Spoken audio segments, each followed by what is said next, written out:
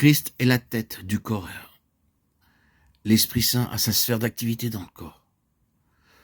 En prenant l'illustration familière du corps physique, nous savons que chaque membre et chaque faculté de ce corps physique est liée de façon vitale à la tête et fonctionne en relation avec la tête. Si le corps, naturellement, est dans son état normal. Et quel est ce système nerveux? C'est l'Esprit Saint. Il est le système nerveux spirituel du corps tout entier, reliant tout avec la tête. Il est la sensibilité du corps. Il est celui qui apporte de la part de la tête les réactions de ses jugements, de ses décisions.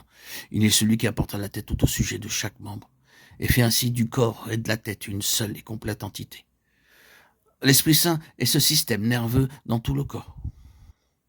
Si l'Esprit Saint est arrêté, mis en échec, blessé en un membre quelconque, la perfection du fonctionnement du corps est immédiatement gênée, interférée par cela. Chaque compagnie locale est comme le tout, en fait. Par exemple, si nous, bien-aimés, ici présents, mettons un frein à l'Esprit Saint, ou s'il est arrêté, ou si ce membre ici subit un préjudice relativement à l'Esprit Saint, le corps entier est affecté par cela. Si l'Esprit Saint est mis en échec dans ce lieu, par exemple, concernant la prière, le corps tout entier souffre de cela. Pas simplement la compagnie locale, mais le corps tout entier. Si l'Esprit Saint, d'autre part, a sa pleine liberté dans ce lieu, le corps tout entier en retirera les avantages. Ce corps est une entité universelle et son universalité est centrée dans n'importe quelle compagnie locale. Le tout se trouve là. N'est-il pas vrai que dans notre propre corps, même quand il est globalement en bonne santé, un seul petit membre peut entièrement l'affecter? Ayez un simple mal de dent et la moindre partie de votre corps en souffrira très vite. Cet abcès à la dent vous touchera totalement. N'est-ce pas vrai? Vous brûlez soudainement et seulement un petit peu, et votre corps tout entier sera traversé par un tremblement. Combien est vraie cette présentation du corps dans la parole de Dieu?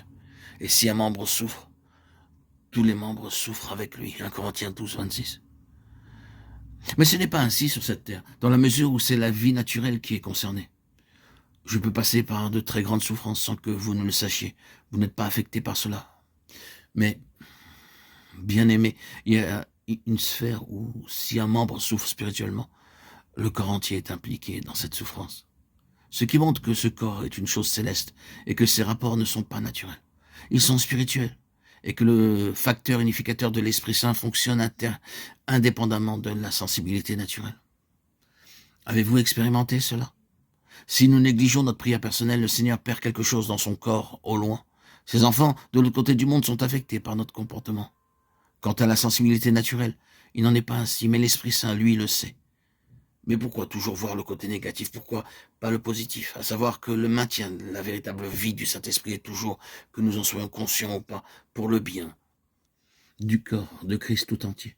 Nous ne vivons pas pour nous-mêmes et nous ne mourrons pas pour nous-mêmes. Romains 14, 7.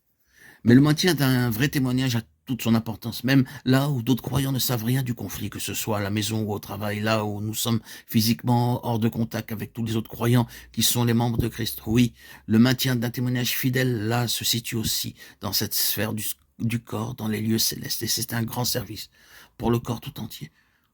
C'est pourquoi l'ennemi aime détruire, s'il le peut, un témoignage dans une maison ou au travail.